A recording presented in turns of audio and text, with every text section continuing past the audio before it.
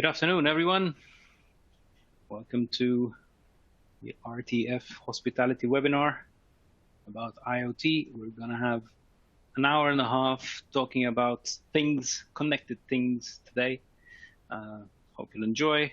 And yeah, so my name is Andrea Copini. I am part of the hospitality team responsible for EMEA.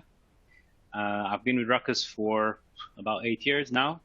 I'm a bit of an IoT fan in general, so all the bits and pieces around my home are all connected as much as possible, and my wife loves to hate me for that, but that's the way it is. So yeah, so let's jump in. Some admin before we start. If you have any questions, please feel free to type them in as we go along in the Q&A panel. Just try to, we'll take all the questions in the end, so try to put some context, either put a slide number or just say what you're talking about, because if it's just what do you mean, then obviously we don't know what the question, which part you're actually asking about. So without any further ado, let's jump right in. Oh, one last thing, the webinar is going to be recorded. So, if you want to invite your colleagues or send them the recording later on to your colleagues, friends, and family, please feel free to do so. The link will be the same that you have used to join this webinar. So yeah, let's done with the admin. Let's kick it off. So first of all, welcome back. It's 2021 and things are looking bright. So we didn't have a very nice couple of years in general in the world, but also, especially in the hospitality industry. Last year was quite catastrophic for the industry. Thankfully, we're through. We're on the other side of that, and we're seeing a recovery, a very strong recovery, as you can see here from some research that was done recently. Hotel bookings are up, flight bookings are up, so people are traveling. People want to get out of their homes that they have been stuck in for the past year and a half or 2 years even. So, this is great news. But let's take a look at, what has changed, because everyone talks about this new normal, right? But what does it actually mean? So if we look at how we looked at travel until 2 years ago, we look at 2019, we had a very strong focus on personal human service. I remember that we were talking about how to personalize our service even more, how to anticipate what guests want, and when guests arrive, we can greet them and and hug them and kiss them if needed. But obviously that has completely changed nowadays. Hugging and kissing is definitely out of the question. The least contact that we have as guests, the more happy we are, right? Unfortunately, that's the reality that it is right now. Another thing that we have, which is different, is the levels of staffing, right? In 2019, we didn't really have an issue with staffing. We had people working in our properties, and everything was good. But now, especially in the US, but also in other geos, we're seeing a huge amount of staff shortages. So, which means that the staff that is still there, that is still in the industry, our work has increased significantly. So we want to try to make the most efficient use of the human bodies that we still have in the properties. The third point is business travel. Business travel has significantly reduced. In the past, until 2019, I remember hoteliers saying that they rely almost exclusively on business travel. Which is quite shocking, because now obviously that has completely changed. With remote work, with video conferencing, with calls like this one, we're working remotely, working from home, or even not attending conferences. Basically, we're just sitting at our desks watching a bobbing head with a PowerPoint presentation. So I'm trying to make this as exciting as possible, because I'm sure you have other presentations to look at throughout the day or the week. So, but that has led to less business travel. So the focus now is more on leisure travel. So, the profile of your guests has changed significantly. International travel was consistently getting easier. By 2019, we had no roaming fees in the EU. Those of us who are still in the EU, we had, mutual visa free travel, outside of the EU, of course, that was increasing all the time. It was much easier to travel to other countries. Travel services, mobile apps like Uber, Booking, Airbnb, all of these apps, and even Google themselves, like Google Maps, for example, you get to a new city, you could just find the nearest restaurant, read the reviews, and you're basically traveling like a local. So this made international travel a lot easier, right? Fast forward to today, international travel and sometimes even domestic travel has become incredibly difficult. You need to figure out what the receiving country needs, whether they need any forms, whether they need a vaccine, whether they need special quarantine periods. It's very, very complex, and it's very hard to travel. Sometimes even making connection flight is complex. So that has driven more tourism, essentially more travel, to be domestic, and in some cases even drive to, right? So in some cases, a lot of travelers are not traveling by plane because of the complexities of traveling by plane, and they prefer to just go spend a weekend or a week to a place which they can drive to, in a 4-hour, 5-hour, 6-hour radius of where they live. So there's a lot of domestic and drive to destinations, which introduces its own challenges, right? And finally, events, something which I speak for myself, at least. I always loved in the industry the number of events that we have. It's always fun to meet people from all over EMEA or from all over the world. And the more the merrier, right? That's how it was until 2019. Nowadays, it's the less the merrier. We get a shock when we see a picture of people of a room full of people. That's how it is nowadays. Whereas in the past, it was, this was a very successful event because they had so many people. Nowadays, it's more about social distancing. It's more about making sure that we're not exceeding the recommended capacity for our meeting rooms. So that has changed drastically as well. So so in all these aspects, IoT has can help us achieve this new situation, right? I hate using the word new normal because everyone's using it, but what is normal now is what we make it. So IoT can help us get to that stage. But the question is, where do I begin, right? I want to have an IoT strategy, but where do I begin? What is the first step to take to establish that IoT strategy? Well, first of all, this pains me a bit to say as a techie and as a fan of anything with antennas, forget about the technology, right? This is not Wi-Fi connectivity. This is not internet connectivity. Forget about LoRa, Zigbee, Bluetooth, Wi-Fi even. Forget about all of those technologies. Nobody cares, right? When we talk about IoT, it's not about the technology, the underlying technology that we're using. It's about the application of IoT. That is really what the focus should be. And it's very easy to say that, but what is the application? I mean, okay, I want IoT. I want an IoT application, but what is the application? And I try to cut it down to basically 3 aspects, right? I call it the AAA of IoT.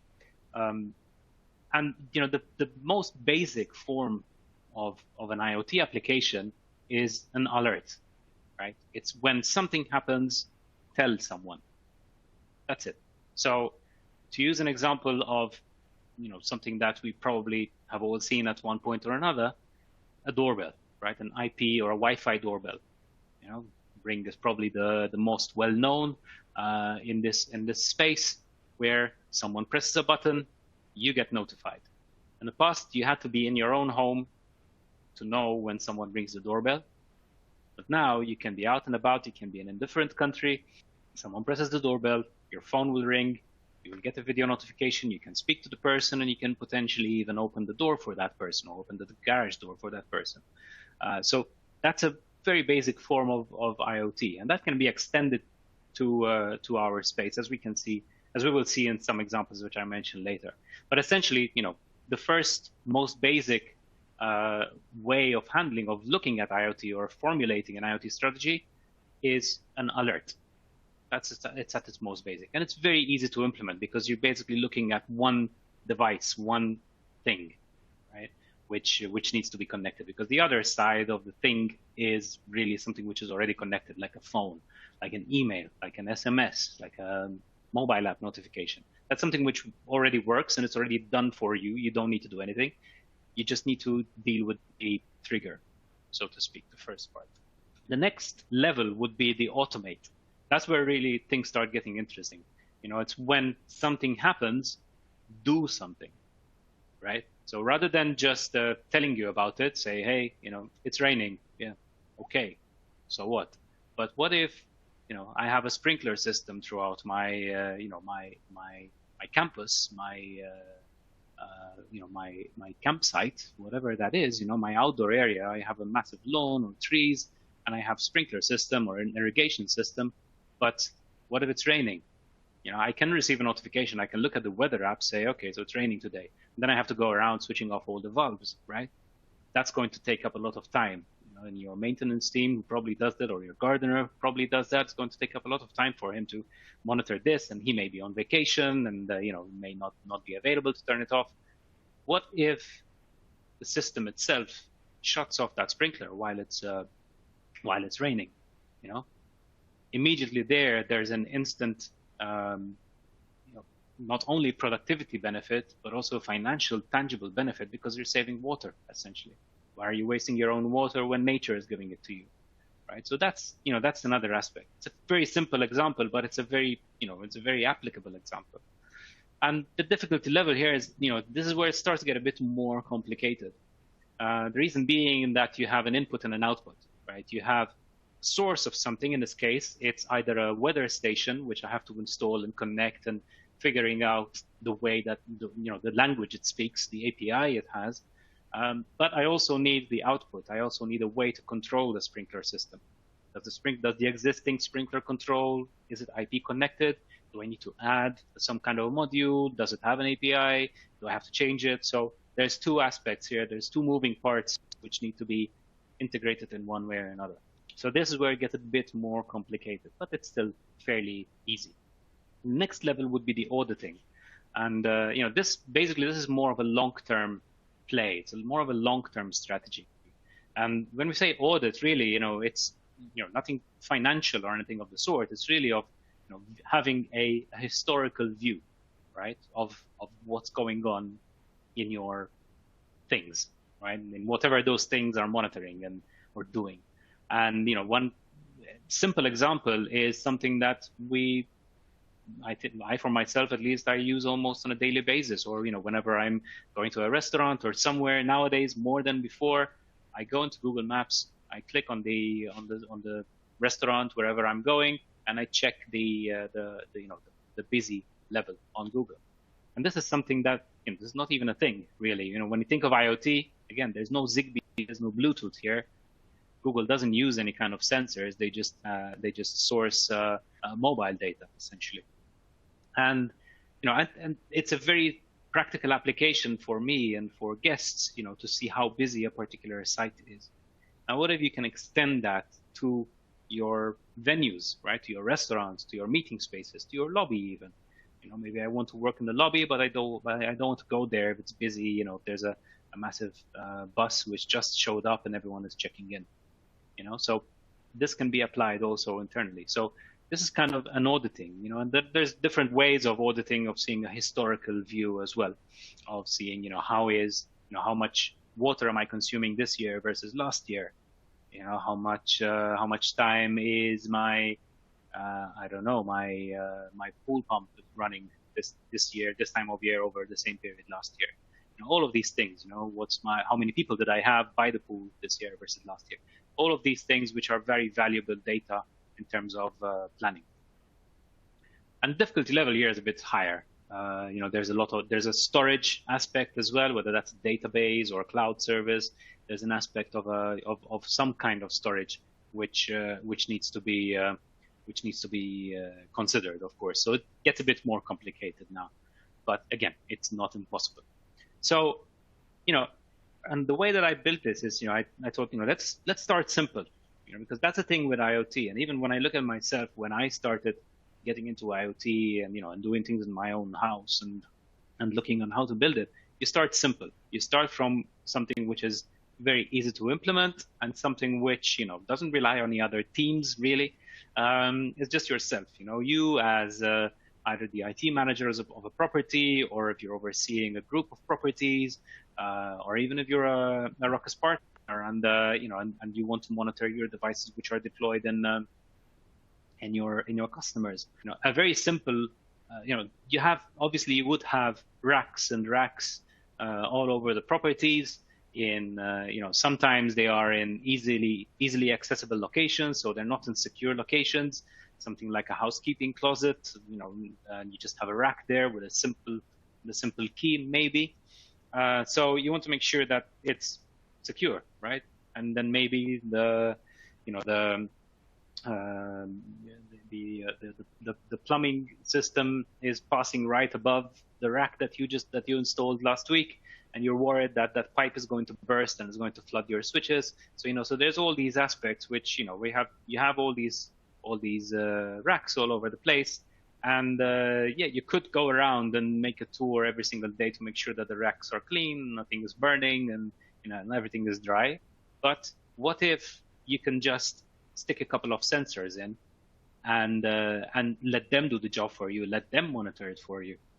I'm just giving a couple of examples here. These are very simple, very cheap, $10, $20 sensors, which you can just buy online, basically. And the example here is a door sensor and the temperature humidity sensor. Right? So you could just simply install these in your rack. The door sensor, for example. So if someone tries to open the door or opens the door, you will be notified immediately. Same thing if there's if someone puts a blanket over the top of the rack, so the ventilation is not working well, you will instantly be notified that there's an increase in temperature in that particular rack, without having to check it yourself, essentially. And these are very simple systems to deploy, right? The infrastructure is already there. You already have your network. You already have your Ruckus Wi-Fi IPs, and especially the newer Wi-Fi IPs have IoT built in. Again, we'll talk about those later. So you have essentially you're 90% there. All you need are the sensors and some kind of management platform to notify you when anything happens on these sensors, right? So, and this can be extended further, right? So things like, again, we talk about the lawns again, or the gardens. What's the health of the soil? Does it have enough nutrients? Is it getting enough sun? I'm not a gardener, so I don't know the details, but I just know that you need water. So are they, is there enough water being delivered to the soil? Same thing. Is there a water leak somewhere? Maybe you have a plant room with tanks, with water tanks, and you want to make sure that there isn't any, that there's no leak, basically. Fire or CO2 alarm, but basically the battery monitoring aspect of this, you would probably already have a fire alarm or a CO2 alarm as per code, because it's needed by code, but you could install the kind of more specific fire alarm systems, for example, in a rack, again, to make sure that if something happens there, you catch it as early as possible before having to rely on the building's own fire alarm system. And finally, something like parking occupancy. We said in the beginning that there's a lot more drive to travel than fly to travel. So obviously that means that your parking spaces are going to be taken up more than before. So how do you manage that? How do you monitor that? How do you make sure that actually there is space in the parking space? Or maybe I have too much space being wasted on the parking lot. Nobody uses the parking lot anymore. How do I know that? And there's off-the-shelf sensors. Everything that you see here really is off-the-shelf, and they're all battery operated. Batteries normally last for months, if not years, depending on the usage, and they're completely wire-free, right? Some of them are Zigbee, some of them are Bluetooth, some of them are Z-Wave, some of them are LoRa, some of them are Sigfox. Who cares, right? The important thing is that there's no infrastructure to be installed. You just take the devices, literally stick them wherever you want the monitoring to happen, and that's it. So it's really, really quick and easy to roll out and to start benefit from this. Now, keep in mind that here we're talking about alerting, right? This is mainly about alerting. So we're not taking any action at this stage. So how do we do this? So the first thing to do is you need to understand, you need to figure out what is it that you want to monitor, you know?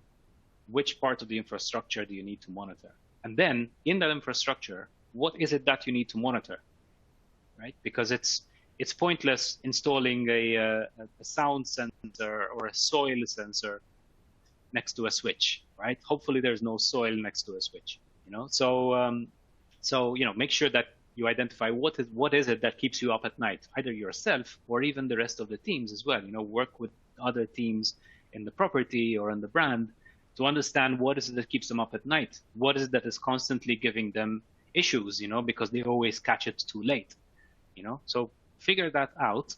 And then obviously keep in mind that, you know, always keep in mind that some regulatory bodies, some regulations, and some insurances will not work with consumer grade sensors, will not accept it, like a fire detection sensor, for example. Maybe it needs to be wired or it needs to be specific, needs to have a specific rating. So make sure you choose the appropriate sensor for the right application.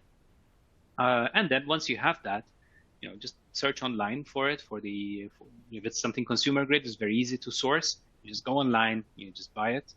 And then in terms of how it's handled, you would use Ruckus IoT with Insights or something like Node-RED, which is an open source platform, an open source rules engine, to essentially take those notifications from those devices and send them to either email or SMSs or even mobile app notifications. You know, so to basically take an action on that, send a notification somewhere.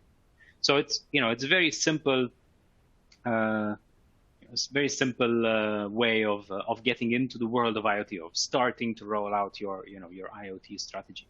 Difficulty is very low, you know, it's very simple. So and the benefits are significant. Next up would be something like staff alert. We've mentioned this a lot of times in the industry. This has always been an issue, especially in the US, where in some states it's actually a legal requirement to have one of these systems. But we see it globally. We see it in EMEA as well, where where it's it's just for the peace of mind of our staff who actually goes into the guest rooms, for them to feel safe. So if they get attacked or if they get hurt, you know, someone is actually notified. Most of the time, someone like housekeeping or maintenance, most of the time they are working alone in a room. So you know, there needs to be a way for them to be monitored, for them to make sure that they are in good health, basically. And some of these systems even have fall detection. So even if they are not attacked and they don't trigger it manually, the system itself, the tag itself will detect if they fell over and they fainted or they had something happened to them, and they send a notification. And again, the notification is simple. Most of these systems are cloud-based. I think all of them are cloud-based actually. And then you have a cloud portal where you can choose how to send the notification, to who you would send the notification, and and also they will work on the geolocation. So some of them use Wi-Fi for geolocation, some of them use Bluetooth for geolocation. Again, some of them use Wi-Fi for to send the notification to the server. Some of them use Bluetooth. Again, it doesn't matter. These systems basically will work on the existing system that you have, and they can also be used for non-emergency systems as well. Some of them have more than one button, so you can program another button to mark a room as clean, for example. Since they have geolocation, then they can just simply, the housekeeping, for example, can just press on one of the buttons and say, okay, so this room is clean, and move on to the next one, which then integrates into your PMS, and instantly that room is marked as clean. You don't have to wait until the head of housekeeping reports it back and types it back manually into the PMS, and then you can check in your next guest. No, as soon as the room is clean, the housekeeper marks it as clean, and then that room is available immediately. So again, it's very minimal contact and extremely efficient to do. How would you do this? Again, this is fairly simple to deploy. It's, these are off-the-shelf systems, off-the-shelf platforms, but first of all, identify who should be notified if there's an alert or if there's a fall. and how they should be notified, probably more importantly. Is it an SMS? Is it a notification? An email might arrive too late, so maybe it's not quick enough. So maybe it needs to be something more significant. So if it's an attack alert, if it's a panic alert, maybe it should be a loud alarm somewhere where there are always people in the break room or in the security room. So this really depends on the workflow that you would normally have in your in your environment. And really, it's just a matter of working with the other teams, the relevant teams, to understand how they would handle such a situation. The platform itself, most of them, again, I think all of them are cloud-based, so it's just a subscription. There's no new hardware to deploy. Identify what RF technologies they use. Some older ones or some legacy ones rely on brake sensors, so you need to install some wiring around the doors. That adds a bit of complexity. But most of the modern ones really rely on triangulation, so you don't really need to do anything. It's just when you press the button on the tag, or when the tag wants to send an alert, it just sends out to the cloud service the MAC addresses or the identifiers of all the access points or the Bluetooth beacon it hears around it, and then the engine in the cloud will triangulate the location of that person, and then obviously sending it back to the security team to tell them this person is probably in room 205. The resolution of these systems really depends on how many beacons you have, whether that's Wi-Fi or Bluetooth. So the more APs you have in a property, the more precise it will be. So in a situation where you have access points in the corridor, for example, and you have an access point every 6 rooms, the resolution might not be so good. The engine might say this person is somewhere between room 401 and room 405. Whereas if you have an access point in every room, that can be pinpointed down to say even, the person is in room 401 and they are in the bathroom, for example. So it really depends on the amount of beacons that you have essentially available for triangulation. And just make sure that obviously the infrastructure is built for geolocation, for triangulation.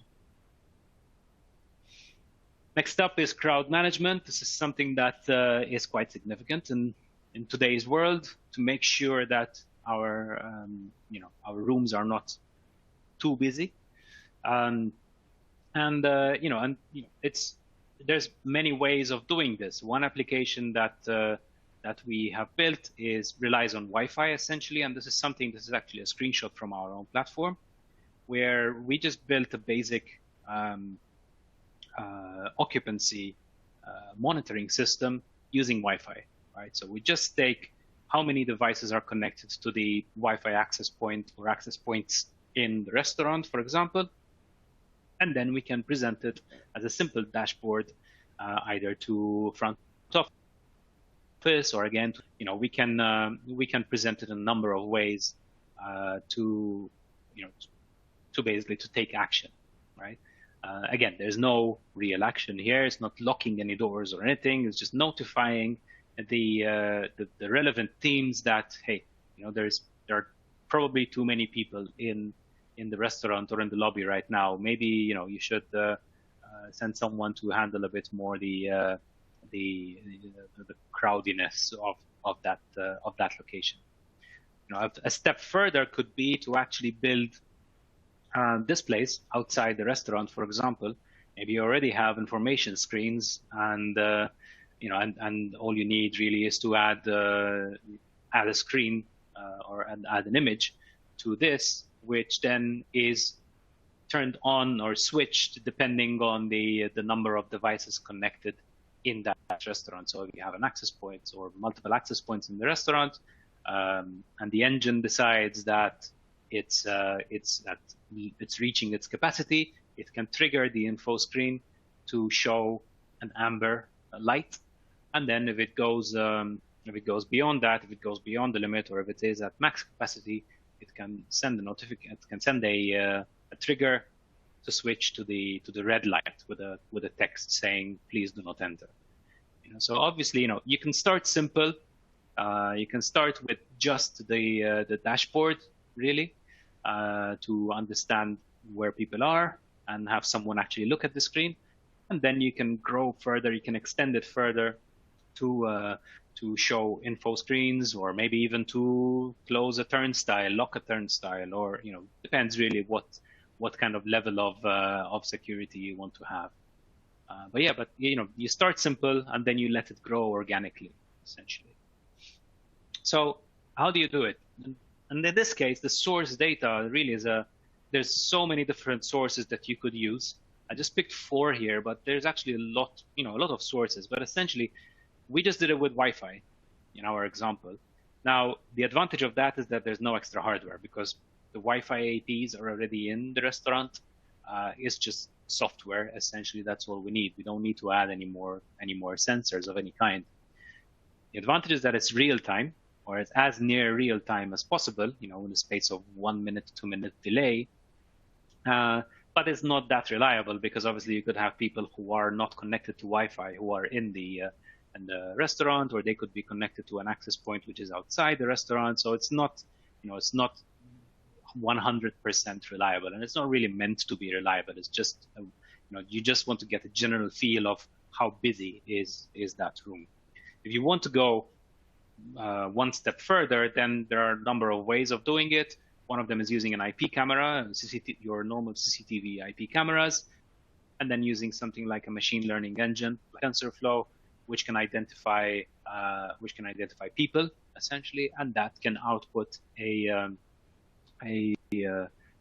API call, or it can basically be connected to a rule where it's a lot more reliable, because now you're not relying on phones in pockets being connected to Wi-Fi. You're literally counting people.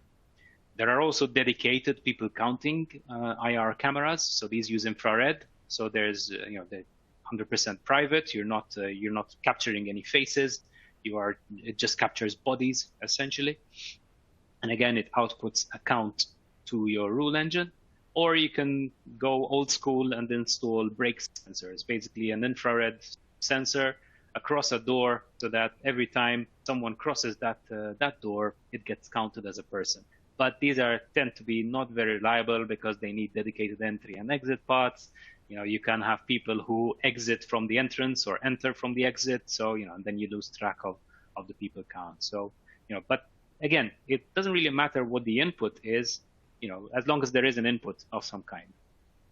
The input is then fed into the IoT controller rules engine, and you would set the limit, together with the relevant health and safety team, which then triggers an alert, right? So if the count exceeds that limit, send an SMS, send a mobile app notification, whatever is needed, right? And then the output can be either an information screen, or an SMS, or a tablet, or a dedicated screen, the concierge, for example, so they can monitor what's going on in the different restaurants and direct guests accordingly.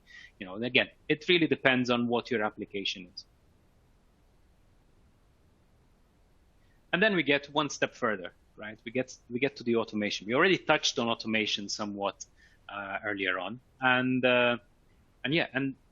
really, it tends to grow organically, right? So you can start, like I mentioned with the turnstile. You probably wouldn't put turnstiles in a hotel, but just to give you an example, you put a nice big red light so that people don't go in when it's at capacity. So you can extend. You can go from alerting to automating, I would say, fairly easily.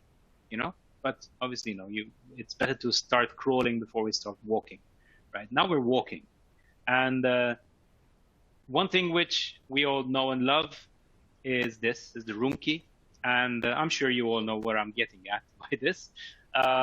We've been talking about things like door locks and online door locks for quite a while, and we've done a lot of deployments with online door locks nowadays at Ruckus, and they've been very successful. It does introduce a lot of benefits as well, but there's still the aspect of the key. Now, that key is the bane of contention, I think the phrase is, for one thing and one thing only: the amount of queues it creates. Just to get that key.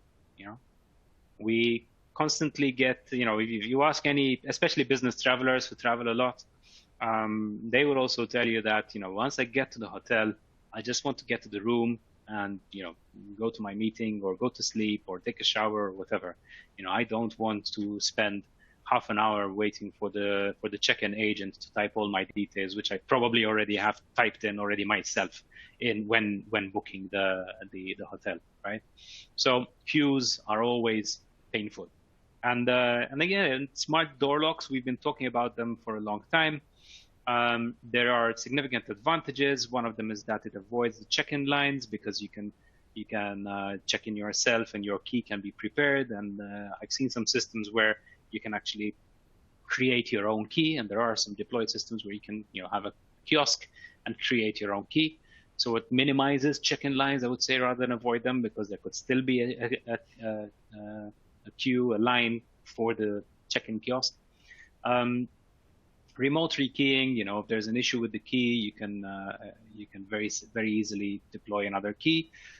Room changes, you don't need to go back to reception to get a new key. If there's a door open and the door is ajar, then you can receive a notification that sends someone round to see what's going on, or maybe check the corridor CCTV cameras to see what's going on. Maybe there's someone who found a room key in the lobby and is just going around the rooms, trying different doors.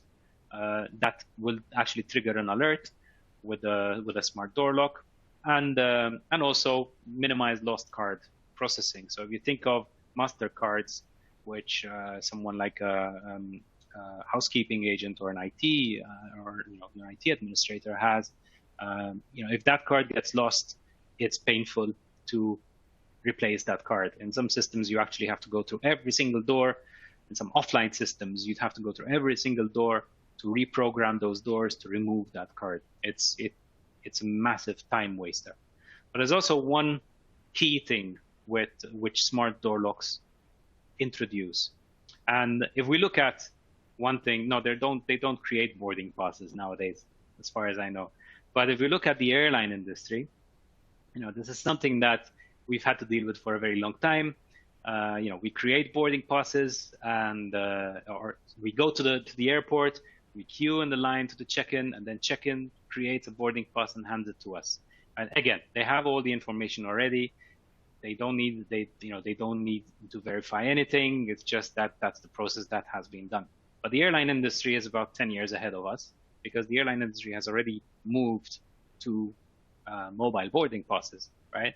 And I think we are all familiar with this concept, where you just do your check-in online, you select your seat online, you book your meals online, you do everything that the check-in agent would do and more, because they would give you a decent seat rather than one which is available, and you would get your boarding pass. And then once you get to the airport, you head straight to the gate, and then you get on the plane, and that's it, right?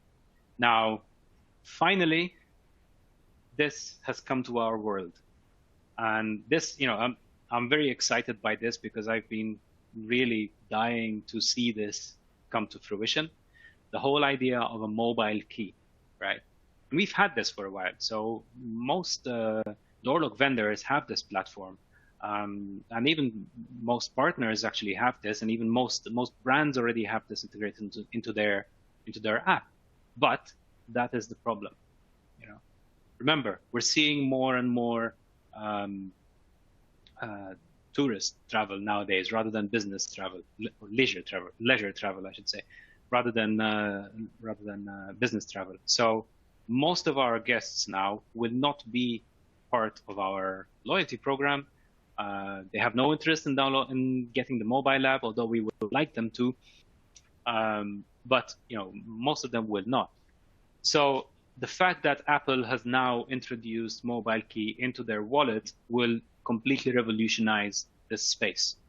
I will mark my words. This is exactly what's going to happen over the next year or 2 years, that we are very quickly going to get rid of the key, or at least not get rid completely, but the use of the key is going to be reduced drastically. because as you know, Apple, love them or hate them, they are very good in the user experience aspect. So as you can see from here, from the screenshot that was in the developer conference, you check in online, your key is in your wallet, so you don't need to download any mobile apps. You don't need to open the app and turn on your Bluetooth. You don't need to do any of that. As soon as you walk into the property, the room key card pops up. You tap on it. It tells you what room number you're in. You go to the room. You put your phone next to the key, and it's open. Right? No mobile apps, nothing. Or even with your smartwatch, if you're rich enough to have one of those. I don't. So, so this is revolutionary, 100%. And in fact, even I asked around in preparation for this, asking all our main technology partners in terms of door locks, and essentially they all have a tweet out. They couldn't tell me more because obviously they are working with Apple on this, but the fact that they couldn't tell me more and the fact that they have this tweet out means that something exciting is happening very, very soon and very, very quickly. So, so now we are at a stage where smart door locks is not only about operational advantages anymore, operational enhancements. It's also about the guest experience, right? It's the mobile key is here. It's and it's going to change completely the way we handle check-ins and we handle guests in our properties, because now literally they'll check in online, they will get the key on their phone, they'll get into your property and go straight to the room. They don't need to get to the check-in desk, to the reception desk. Just like we don't go to the check-in counter in the airport, there's no need to go to reception. Obviously, there are legal aspects as well which need to be considered, but in general, this is going to happen, and I think it's going to happen very quickly. So how do I do this? So first of all, do your door locks support this, right? So the nice thing about mobile key, the way that Apple is doing it, is that they are using the RF chip, the RFID chip, rather than Zigbee or Bluetooth, which is something that door locks already support. So, just make sure that the door locks support this functionality. They support connectivity. Obviously, the door lock needs to be connected to your PMS and to your reservation system. And what infrastructure is needed. So if my door lock vendor is using Zigbee for connectivity, then obviously you need to make sure that the infrastructure supports Zigbee to connect those door locks. And also keep in mind that some of the door locks vendors, use a somewhat proprietary. It's not really proprietary, but they use a secure version of Zigbee. So it's not just any Zigbee. It needs to be a specific type of Zigbee, which specifically supports that door lock vendor. So make sure that you look into this. But this is something that's, because in our case, to make sure that we can talk to each other, essentially. And the next is, how do I integrate my PMS to assign rooms and check the status of the rooms? Going back to the housekeeping application for the panic buttons, this is where it becomes important, because now you want to make sure that the room is available as quickly as possible, and then the guest gets notified as soon as that room is available. So if they show up at 11 a.m., they don't need to wait until 2 p.m. or 4 p.m., whatever your check-in time is, to get into the room. If the room is ready, if the room is empty, they are there. They don't need to check in. They're already checked in. They already have the key and the room number. If the room is ready, is clean, then just let them know that it's clean and have them go there. And then finally, how do I deliver that key? And this is something that has been challenging in the past. That it needed a special mobile app, either a brand app or a door lock vendor app or a partner app. It needed some kind of app, but with the integration with Wallet, that will probably not be needed. I'm being vague here because obviously everything is under app, so I don't know exactly how this is going to happen. but it probably will not be needed. Just like we don't need the mobile app of an airline to download the boarding pass. Hopefully, there will be the option to get the key either via a website or via an email. So yes, there are still advantages to use the app, but we want the benefit of this is to have as much of a take up as much as possible, and this is and obviously this is key, that we keep it as open and support as many guests as possible, or guest type as possible.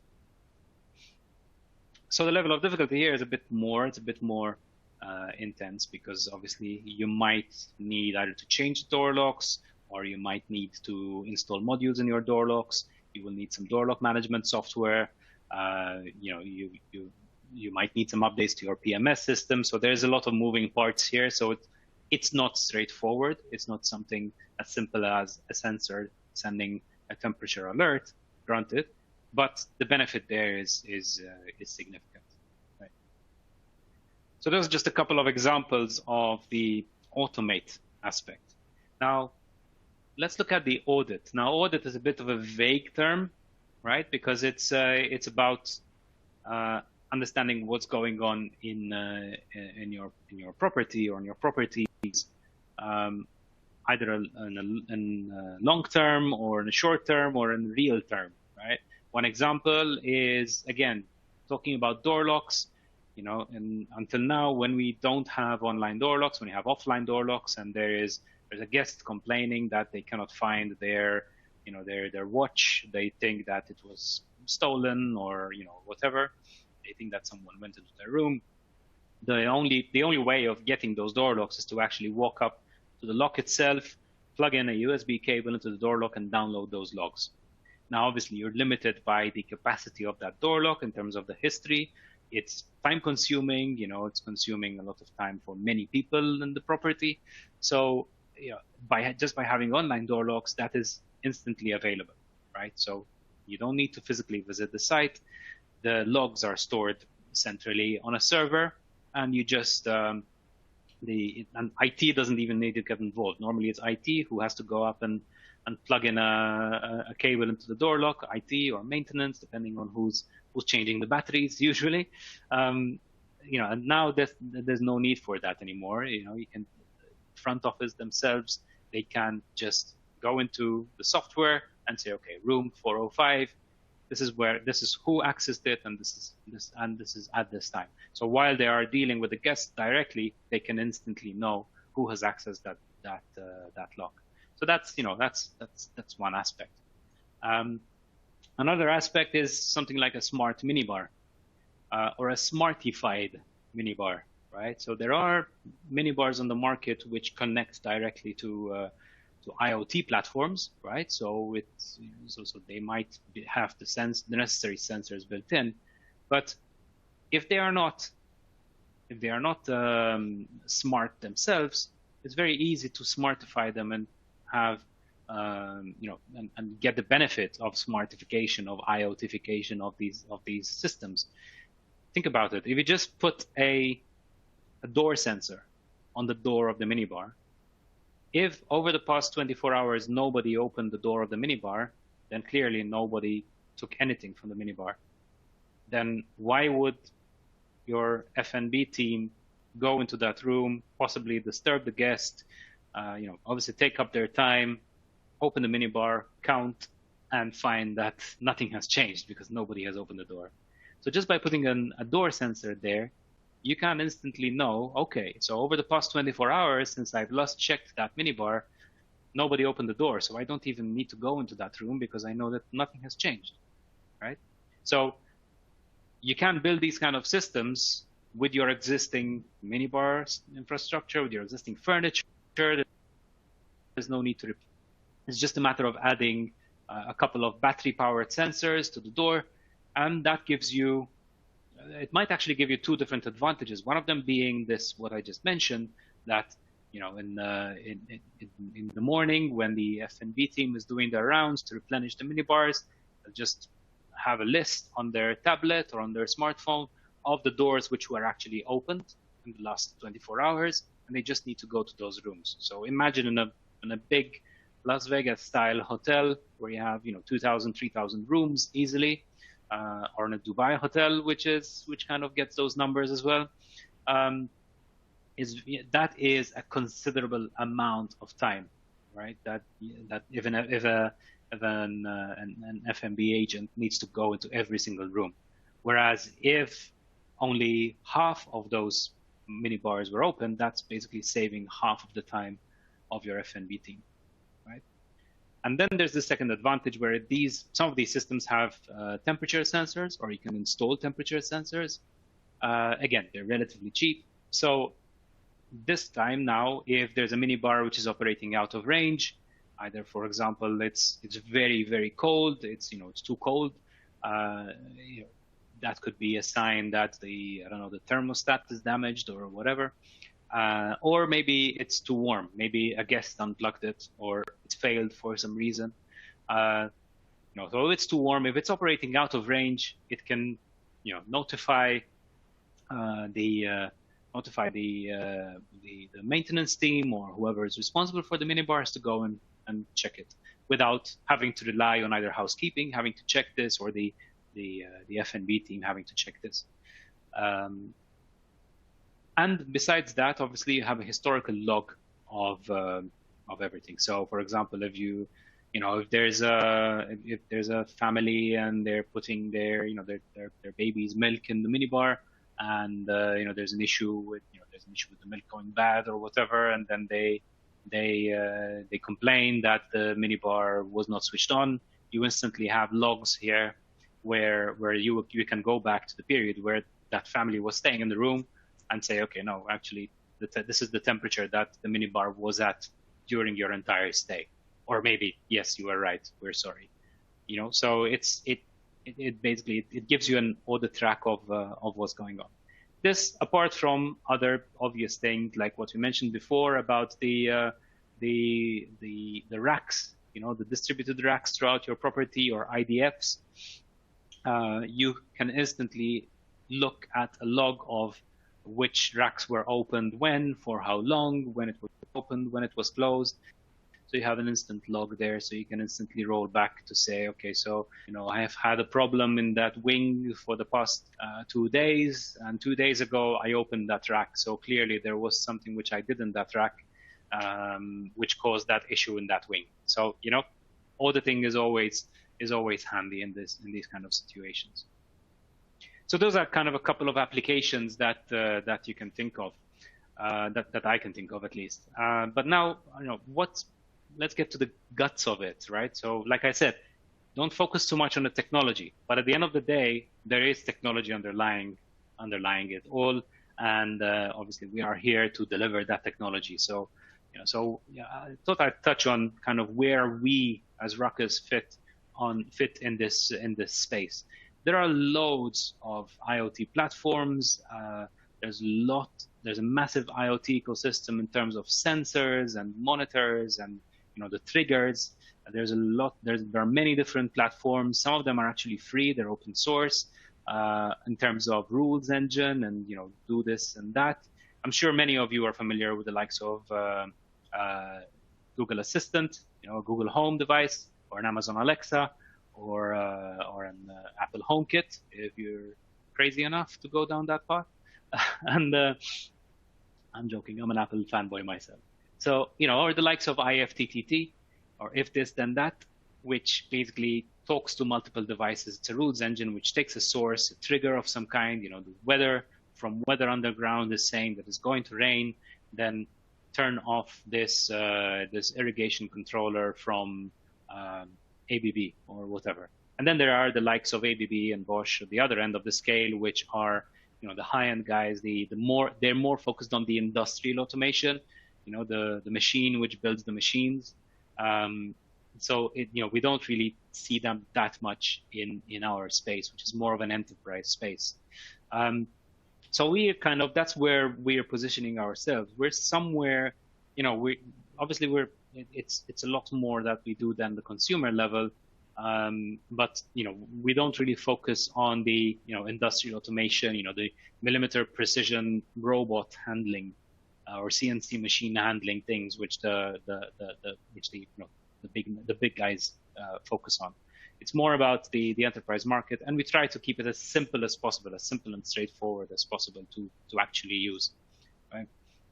Now, the way that we do this is we have an IoT engine, right? So we have what we call the IoT controller, the IoT gateway, which is, as the name implies, the gateway, is the plumbing between all those devices from all those different vendors using all those different technologies, Zigbee, Bluetooth, Wi-Fi, whatever, and then gets them onto a single sanitized platform, which then can talk to different systems. And one of those systems is, again, our own module, essentially, called IoT Insights, which is your dashboard, right? It's simple to deploy. It's easy to use. It's very graphical, as you can see there. It's map-based. You have all your devices on the left, all your logs on the right. You have a map showing green, amber, red, depending on the status. It's very much like our Ruckus controllers, basically, like our Wi-Fi controllers, where you have an instant view of what's going on, essentially, and then you can drill down further.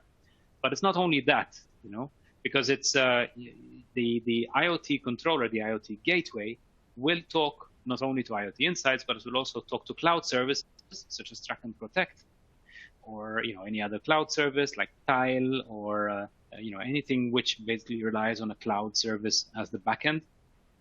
So whether it's a panic button system which needs to triangulate, that will go through the IoT gateway, goes out to the cloud, hits the cloud service of that particular provider, and then it does whatever it has to do. But it also talks to local devices. So if there's an on-prem server of some kind, I'm giving the example of VisionLine here from Assa Abloy, which is a door lock management platform. That can be your door lock manager. It can be you can build your own applications through an API, which talks directly to the IoT gateway, which then talks to other systems. So there's a lot of things which which talk directly to the IoT gateway itself.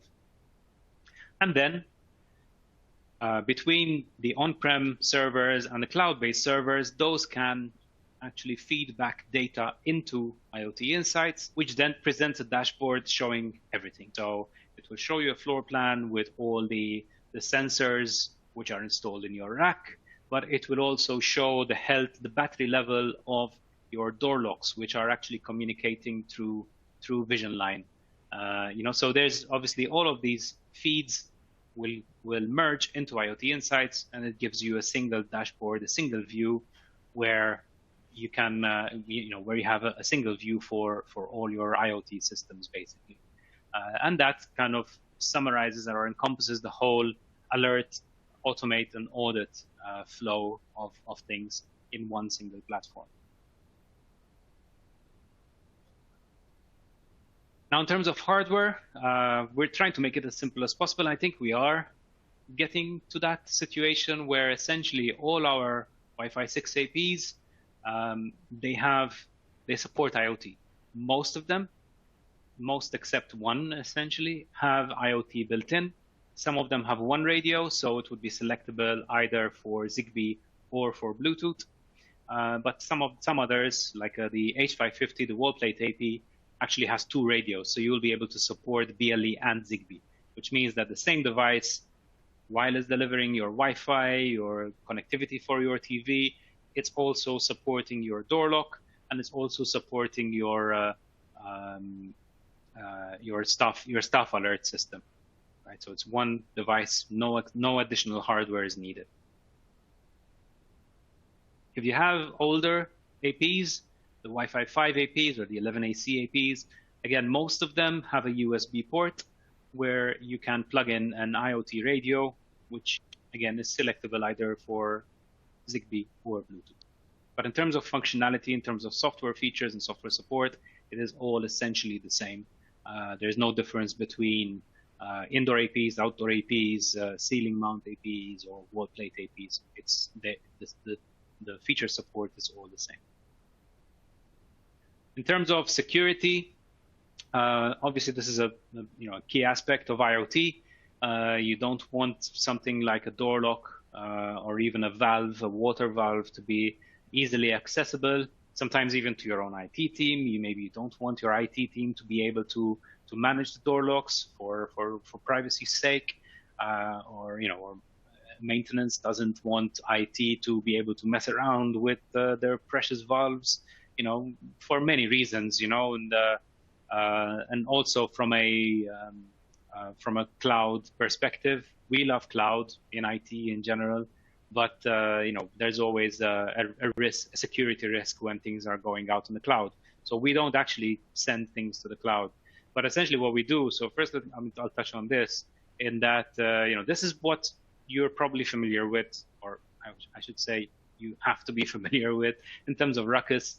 We have our Wi-Fi APs, we have our smart zone or whichever controller you want to use, and that's it. It's a self-contained system, and that's your Wi-Fi side or your networking side, your Wi-Fi and wired side, right? And then the IoT part is actually, although it's physically on the same network, it is logically completely independent from the Wi-Fi wired networking side of the AP. Essentially, it can run on its own VLAN, so you're completely segmenting it at an IP level from your other wired traffic. It's completely segmented on its own VLAN. It's talking to a completely different piece of software, the IoT controller, and it's completely isolated from the smart zone. So if something is, for some unknown reason, somebody is able to hack into the smart zone, they still won't be able to do anything on the IoT controller, right? They can shut down, reboot, maybe factory reset the access point, but they won't be able to open a door. They won't be able to shut off a valve. They won't be able to access your logs, right? It's completely segmented between one and the other. And in terms of the solution ecosystem, this list is constantly growing. I took this list maybe a week ago, and it's probably grown even further by now, because we're constantly adding more and more ecosystem. Our IoT team is constantly reaching out to different vendors, and making sure that that it works on our platform, and plugging it into the IoT Insights platform and see how we can monitor those devices. So there's a massive growing list of solutions. Some of them are complete platforms. So as you can see here, the list at the top, these are self-contained complete platforms. Something like the door lock systems, for example. The door lock system tends to be a self-contained system. So it's the door locks, and then they use us as the plumbing, and then they would use their own management software to talk to the door locks directly. Whereas some others are standards based, and this list is growing. This is a massive list, especially in the consumer space. There's so many devices which are completely standards based, and they're very cheap to deploy, cheap to buy, very easy to find. And these actually, even if they are not on this list, as long as they are standards based, as long as they are Zigbee compliant, for example, there's a very good chance that we can onboard them and we can integrate them in IoT Insights without them having to be on this list. This list is just what we have tested and tried and did a bit of a plug fest with. But this is not an exhaustive list. You can literally just take any Zigbee compliant device and it will be able to get onboarded onto our platform.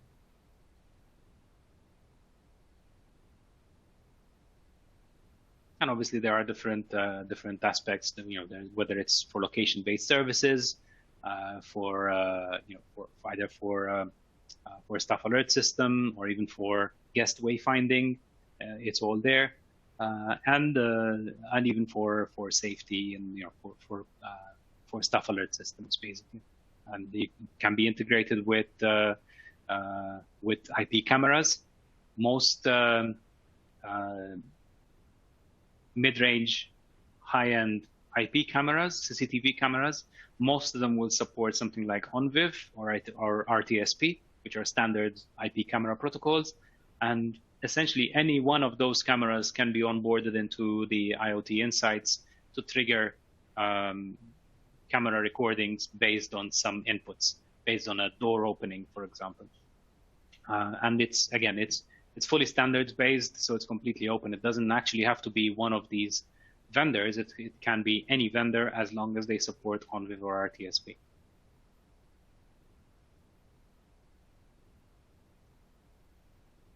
So that's good. So we're very good with time. I wanted to leave a lot of time for questions, and hopefully there are a few. If not, we'll just have an early break.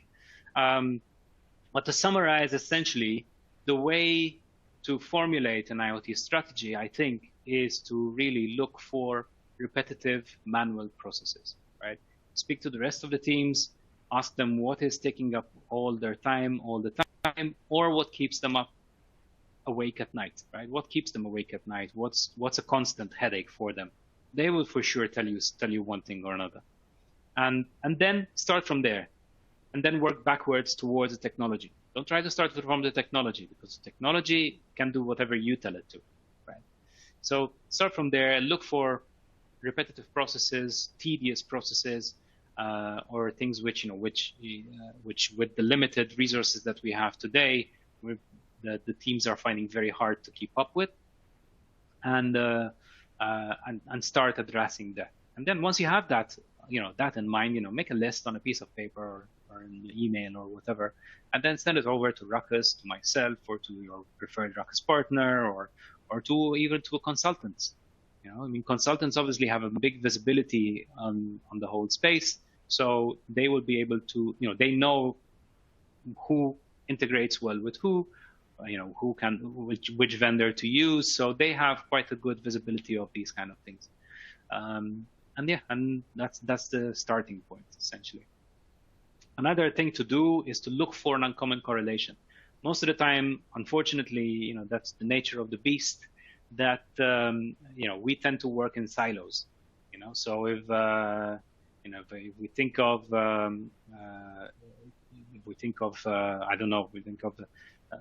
maintenance or the infrastructure management, we look at the water boilers, for example, the water heating, they just set them to a set temperature and that's it, and just leave them there. But when you think about it, if the temperature outside is 55 degrees Celsius or centigrade Celsius, I'm looking at you, Dubai, why are you running your water boilers at maximum capacity when the majority of your guests will barely use any hot water, right? So there's that kind of correlation, right? So you can very easily get the temperature, the current temperature, either via a weather station or just online. Just look, the same way that you look at the weather on your phone, that data can be pulled into your rules engine, and then you can trigger, you can work on a way of triggering those same water heaters, for example, to switch to an eco mode or turn off a few of them. So look for those kind of correlation. Another one is something like a food and beverage planning tool, like a conferencing tool, for example.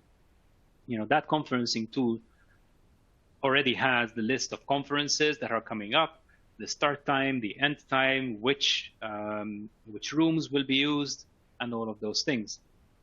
So now you can take that information and turn on all the lights 30 minutes before the event, open all the shades, turn on all the air conditioning, and do all that kind of pre-planning without having someone have to go to the actual venue and turn on all the lights manually, open all the shades manually, and basically taking up a good half an hour just preparing the room. The room can be prepared on its own, right? Or another example could be something fun, like if there's a football match in town, you have an RGB based lighting system on your facade. You can set the lights on the facade to reflect the colors of the team. Something a bit fun, but something which can easily get you on the local newspaper. And it's free promotion, right? Because someone passing by the property will look at it and say, oh, okay, so next time I'll stay in this property because they are on our team, right?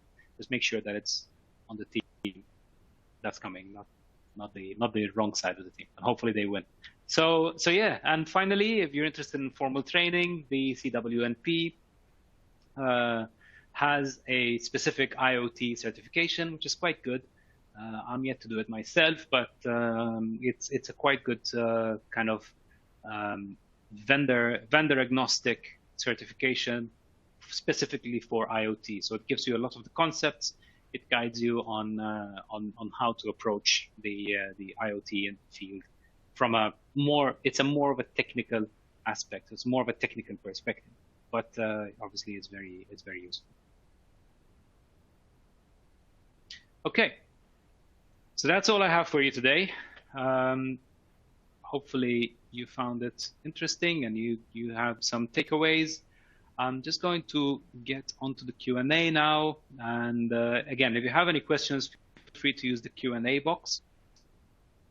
Feel free to ask. And if not, then feel free to reach out either to myself directly or to whoever your contact is at Ruckus or the Ruckus partner, and we can continue the discussion. So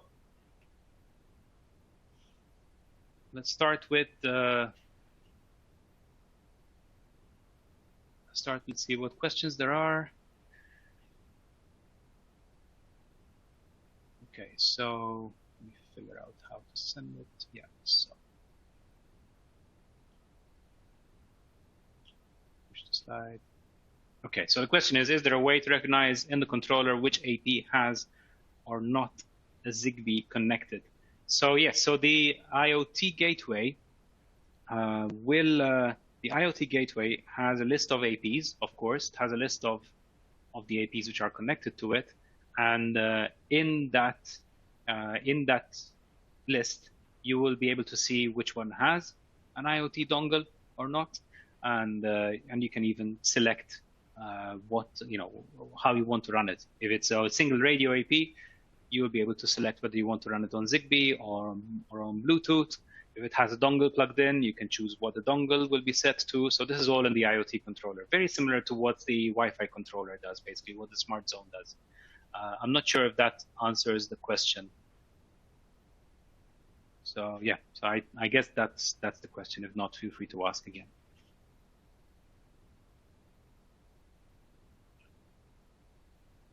Another question. This is an interesting one. Can you give us an idea of PMS systems that hotel chains are using today? There are so many, a lot. The most, I don't know if it's the one that is used the most. I don't have that data on me, but the most popular one, because it's the oldest one, is from Oracle. So it's I think it's called Fidelio at this stage because it's changed names and through acquisitions so often that I'm not sure, but it's the Oracle platform. It's the most well known. I don't know if it's the one that's most used. I don't have that data on me, but there are a lot of them.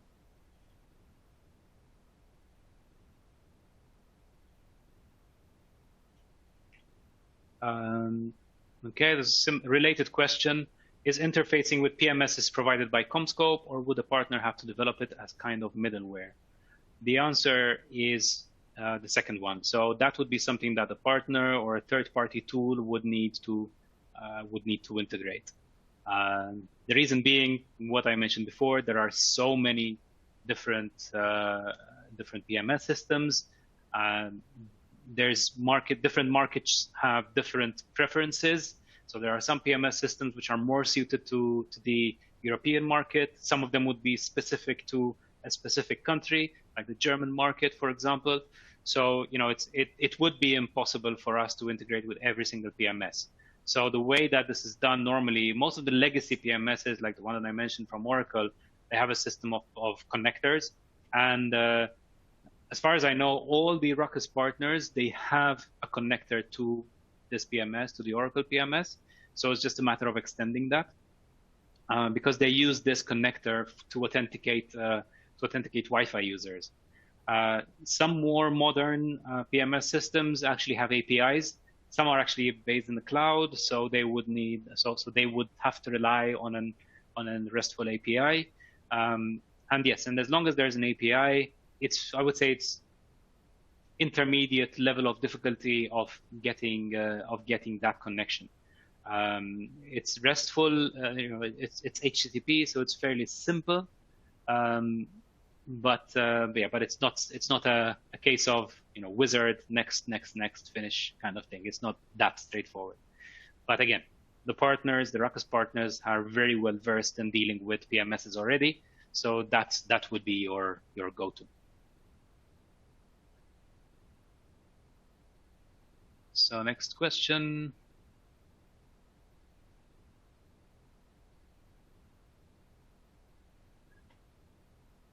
Is Ruckus IoT application Insight good enough to be used as the only visualization tool for simpler enterprise projects? Absolutely, 100% yes. So it's simple. It's designed to be simple. So it won't cover your every single use case that you can think of, but it's a very good starting point. It has a simple rule engine built in. It has the floor plan, as you've seen. It has a log of all that's happened. It can show you the status and the health of all your sensors that you have, especially with Zigbee sensors. Simple Zigbee sensors like a temperature or a door sensor. It will show you the status, and it will even work with IP cameras to trigger a recording on an IP camera whenever a Zigbee sensor triggers, whatever that is, either a motion sensor or a door sensor or a temperature sensor. You can actually use Insights to trigger a recording. So yes.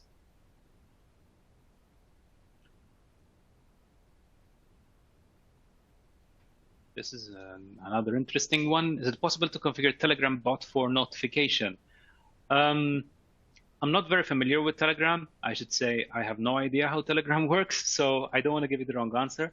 But essentially, a notification is basically an API call, right? If you use something like Node-RED, Node-RED has a lot of plugins. It has a whole ecosystem of plugins, or modules or palettes, as they call them, which basically integrate with all kinds of things. So maybe there is already a way, a Telegram plugin, which then you can use to use your trigger, to use Zigbee as your trigger, and then the output would be the Telegram node, the Telegram module within Node-RED. It's certainly possible, yes.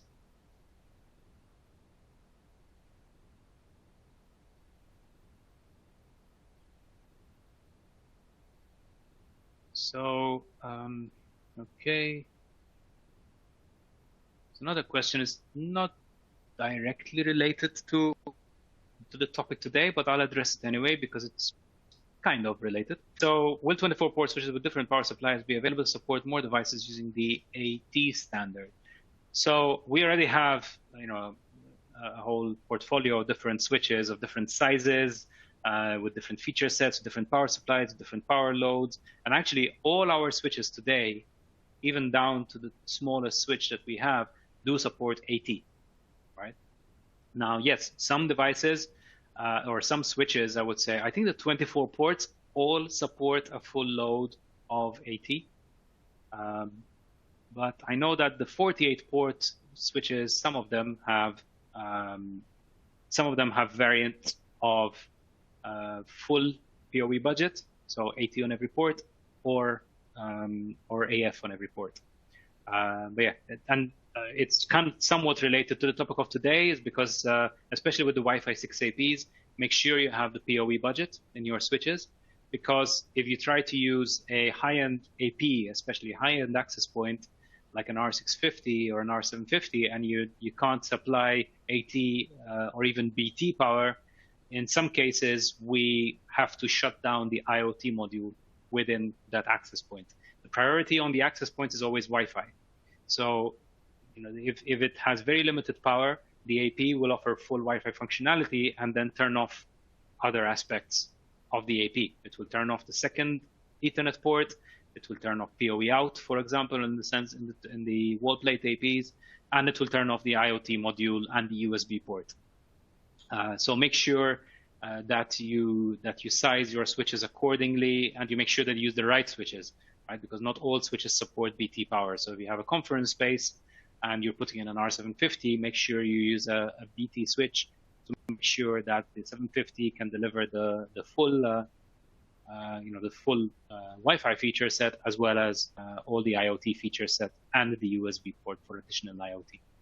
All of this data is on the data sheets, so it's very easy to find. If you look at the data sheet of an AP, it will tell you what it will do with every power level. So it will tell you AF power, full Wi-Fi functionality, and IoT is disabled, USB is disabled.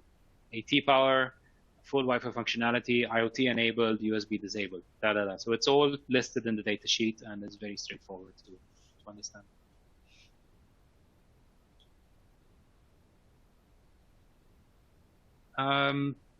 This is a good one. So why do IoT AP stop working if the IoT gateway goes down?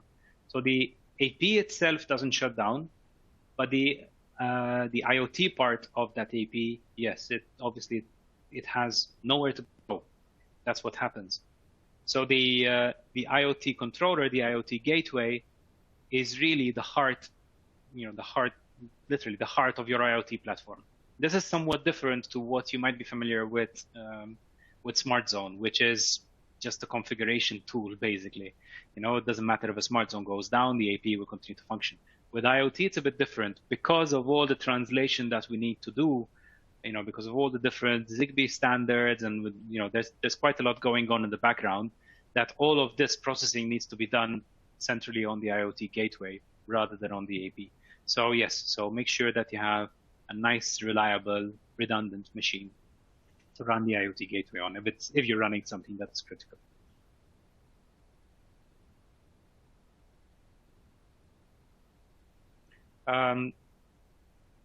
There's another question here.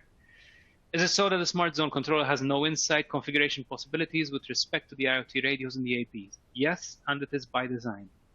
Like I said, we deliberately kept IoT and Wi-Fi wired, so networking, completely separate from each other for security purposes, and also for ease of functionality, right? Because generally, the use cases, the applications of Wi-Fi or wired and IoT are very different, right? As we saw in the last hour.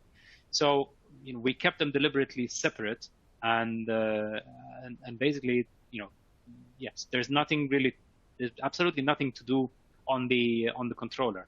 In fact, the way to onboard IoT onto the controller is very similar to how you onboard an AP onto a Smart Zone controller.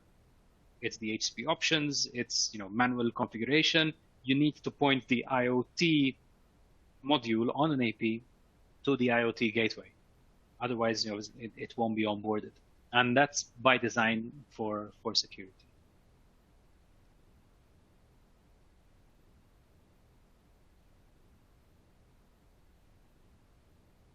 Interesting, broad question. How many hotels are already using some kind of IoT system? There are quite a few of them. I don't have the numbers offhand right now. We can take it offline, reach out to me and we can get you that information. But, obviously there are a lot of door lock deployments. Most of them obviously have onboarded the door locks because it's relatively easy to deploy.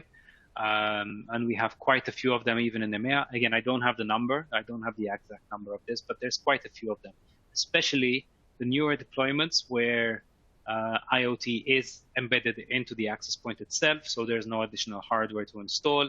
The software is a lot more mature.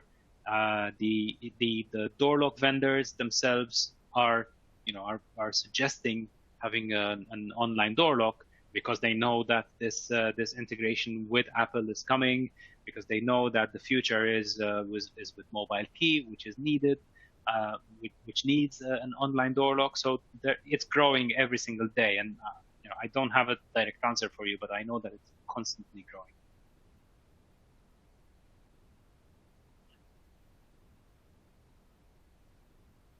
Is it possible to configure dashboards for different users and insights? This is coming.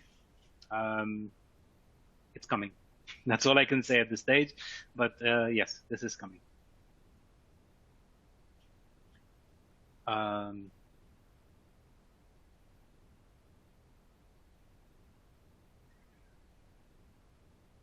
Can Ruckus IoT dashboard work with a different gateway? I would say no. It does use very standard protocols like MQTT, but obviously it's designed to work with the Ruckus IoT gateway primarily. It does obviously talk with something like IP configure for CCTV cameras, for example. So it does integrate with other third-party systems, but the source, the triggers, especially like the Zigbee devices, it's really designed to work with the Ruckus IoT, with the Ruckus IoT gateway. And why would you want to use a different gateway? Ours is the best. So.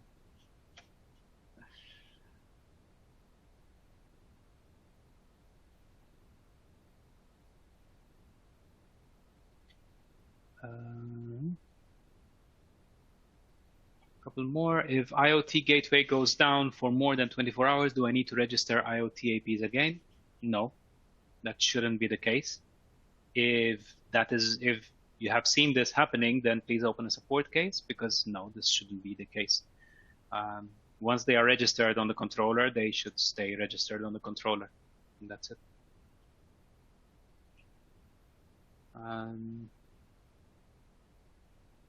So the last one that I can see is this one.